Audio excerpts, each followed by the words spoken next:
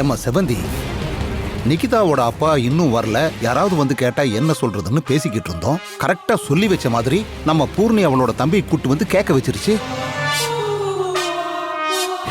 அந்த புள்ளைக்கு ஒரு சின்ன சந்தேகம் வந்தா போதும், அப்படியே உன்னிப்பா நம்மளை தான் கண்காணிக்க ஆரம்பிச்சிடும். எனக்கு என்னமோ பூர்ணி உண்மையை கண்டுபிடிச்சிருமோன்னு ஒரே டென்ஷனாவே இருக்குமா.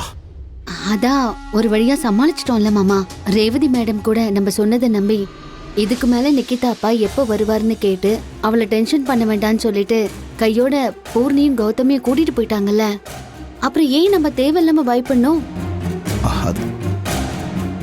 ரேவதி நிக்கிதா சொன்னதை நம்பிட்டாதான் செவந்தி. ஆனா அவ பேசுனது கவனிச்சியா?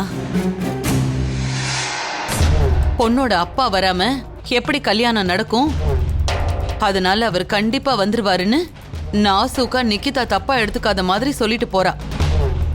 முகூர்த்த நேரம் நெருங்குற நேரத்திலையும் நிக்கிதாவோட அப்பா வரலன்னா பூரணிக்கு இப்ப வந்திருக்கிற சந்தேகம் அப்புறம் ரேவதிக்கும் வந்துரும். அவங்க 2 பேரும் அப்புறம் ஒண்ணு சேர்ந்துட்டாங்கன்னா அவ்வளவுதான். அவங்களுக்கு பதில் சொல்லியே நம்மளால சமாளிக்க முடியாது.